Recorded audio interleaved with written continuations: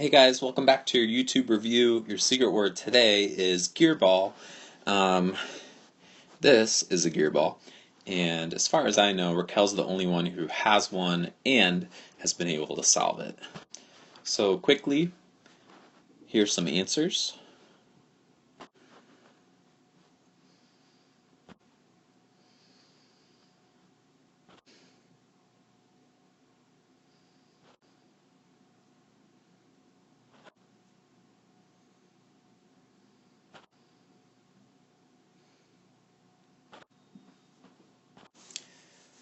Alright, so on today's homework we're practicing our fluency with fractions, decimals, and negatives.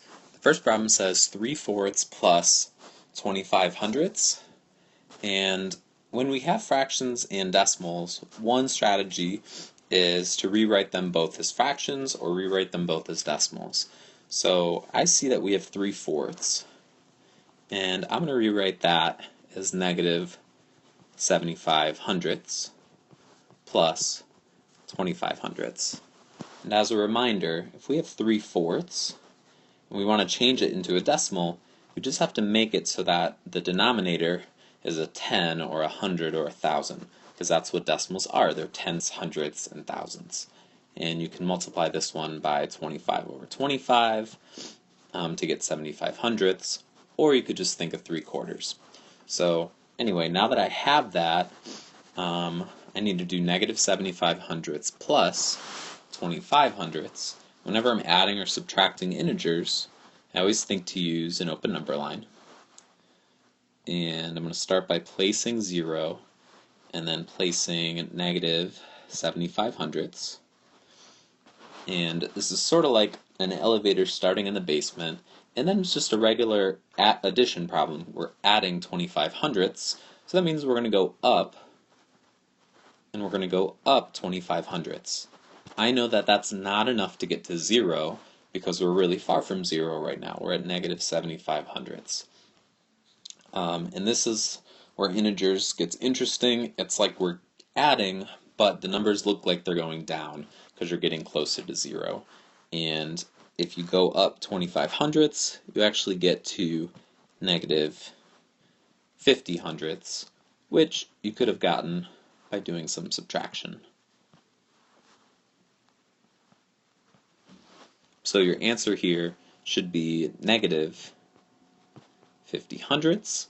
If you went the fraction route, you probably got this answer if you simplified it, which would also be correct. Alright, so same deal with number 2. I'm again going to change these into decimals. 1/4 is like a quarter, so that's equivalent to 25 hundredths, and then it's minus 2/10.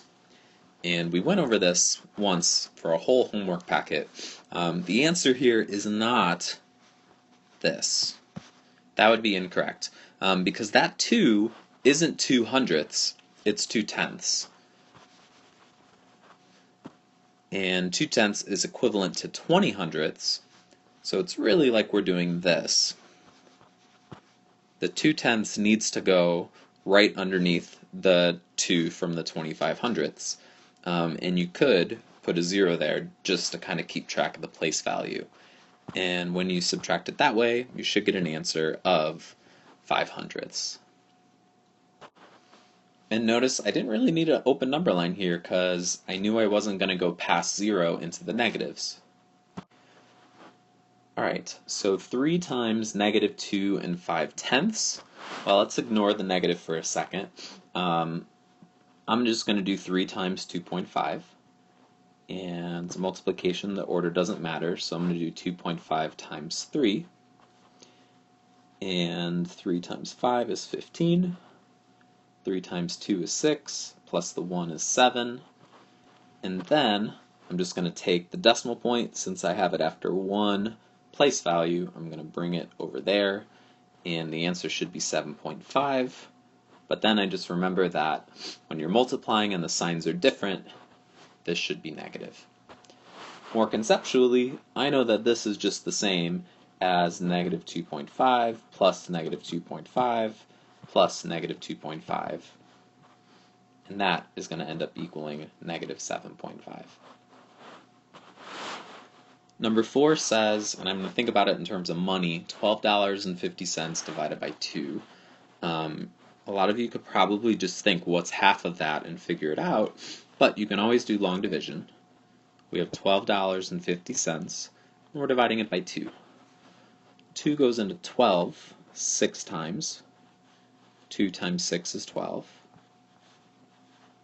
And now I'm going to bring down the 5, and since we're in the tens place now, I'm going to put a decimal point up there.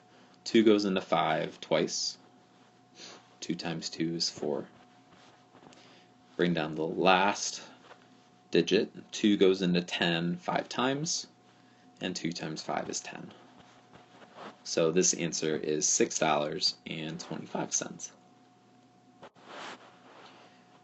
Alright, so to do negative 2/3 times 1/4, we had like a homework quiz 2 weeks ago, and a lot of people thought that they needed to change the denominators to make them equal. We do that when we're adding or subtracting, but when we're multiplying, we don't really need to worry about that. So I can really just multiply across. 2 times 1 is 2. 3 times 4 is 12. And since this is a negative number and that's a positive number, the signs are different, so the answer should be negative 2/12. And then we can also simplify this, which equals negative 1/6.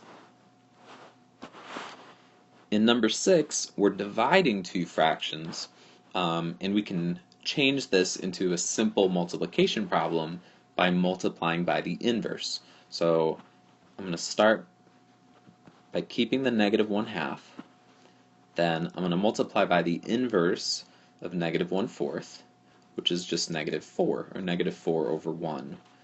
And now we can multiply across. 1 times 4 is 4, 2 times 1 is 2, and since the signs are the same, these are two negatives, they multiply to a positive, and then I can simplify that. 4 over 2 is like 4 divided by 2, which equals 2 wholes. So pat yourself on the back if you're figuring out the state test level problems. These are tricky. So we're going to start inside the parentheses. I'm going to do 1.5 minus 4 3/4. Lots of options here, but I think since all my answers are in decimal form, I'm going to rewrite this so it's in decimal form. So 1.5 is like 1.5. Or 1.50. It's like $1 and then a half of $1. And then we're subtracting 4 3/4. Well, that's 4 wholes, and 3/4 is like 75 cents. So I'm rewriting the problem like this. Okay, so from there I'm going to start inside the parentheses, and this looks like an integer problem. So I'm going to start at 1.50. And since it's regular subtraction, I'm going to go down 4.75. And I can tell if I go down 1.50, I'm going to get to 0, and then whatever I have left is where I'm going to end up. So I'm just going to figure that out over here using subtraction. And I see that when I get down that far, I'm going to be at negative 3 25/100. So that's the first part of the problem. The subtraction problem on the inside of the parentheses equals negative 3 25/100. And then we have divided by 2.5. Okay, so from here we have a couple of options. People like Brianna and Eric will probably turn these into fractions and solve it that way. I'm going to use our strategy of thinking of this as a ratio and just multiply it by something to make it an easier problem. And I'm going to start just by doubling. So if I double 2.5, that's going to give me 5 wholes. And if I double 3.25, that should give you negative 6.50. And now we have negative 6.50 divided by 5. And the cool thing about this is you could actually just divide this using long division now. Or you could keep multiplying to make it an even friendlier problem. But I'm just going to do the long division here. 5 times 1 is 5. Going after the decimal point, 5 goes into 15 3 times. And then we end up just with 0. And then being really careful here, because they'll totally get you with the positive and the negative sign. Since one number was negative, like this was technically a negative 6.5, and the other is positive, I know that this should equal negative 1.3, and that's why the answer is B. Alright, so number 1 on the back says a pair of Jordans cost $230 after tax. That's kind of key right there. So the tax has already been applied, and that's the new price. If the original price is $200, what was the percent increase added for the tax? Okay, so I can do this a couple of ways. I could use a percent bar, which I have on the top, or I could use a ratio table. So it says a pair of Jordans cost $230. So basically, the price changed from 200 to 230. That means it went up $30. So I just have to figure out what percent that is. If I scale up by 10%, I know that 10% would be $20, 20% would be $40, and then I know I'm looking for $30, which would be on the top over here. And since that's right in the middle of 20 and 40, I know that the percent is going to be 15%. So basically the price here went up by 15%. You could have also used a ratio table and tried to get to 230. And if you did that, I don't know, maybe you went down to the unit rate, figured out that it was $2 for 1%, and then you figured out you can multiply by 115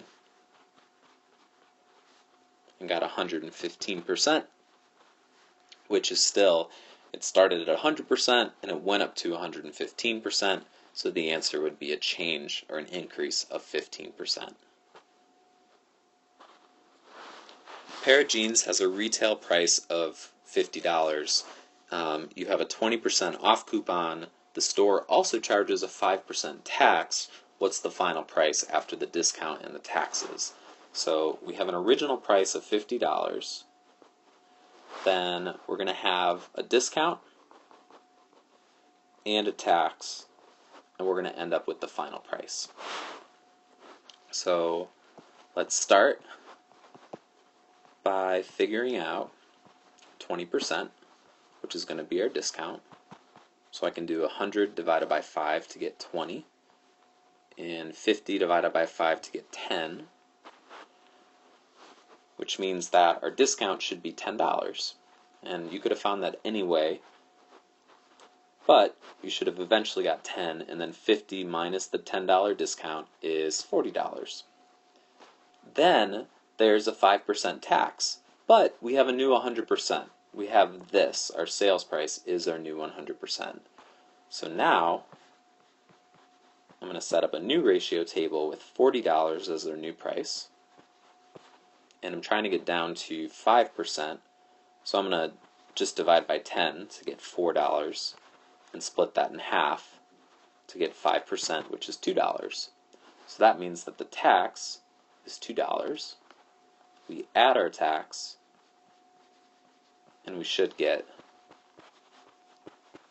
the final price of the jeans is $42. Alright, so the last part of the homework says let's rewrite these fractions in decimal form. There's a couple ways to do it, but the way that works all the time would be to use long division. So if I have 3/6, then all I need to do is do 3 divided by 6. And you just got to be careful. we're starting with 3, and then we're trying to put 6 into it, like we're dividing it up by 6. So that actually goes on the outside when we're doing long division. And then 6 doesn't actually go into 3, so we're going to add a decimal point and a 0. 6 goes into 30 5 times, and then that's actually it. This equals 5/10. But if you think about it, that makes a lot of sense, because if you at first did this clever move and you were just like, wait, 3/6? If I simplify that, that's just a half. And oh yeah, I know that a half is 0.5 or 0.50, so I wouldn't have even needed to divide.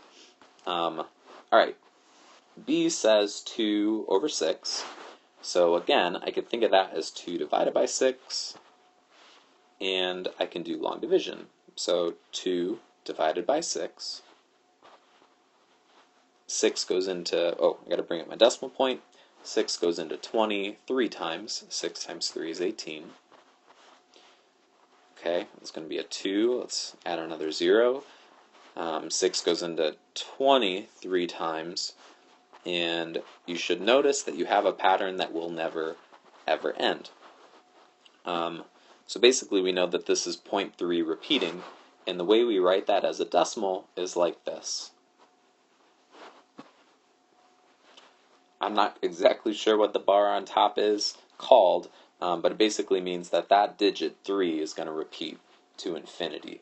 And then the last question says, which fraction becomes a repeating decimal? Well, the first one was just a half, so that one didn't repeat. But 2/6, that did repeat. And if you simplified this fraction, you probably noticed that it's a third. And hopefully by now, you're just remembering that 0.333 going on forever is the same as 1/3. Alright guys, thanks for watching. See you later.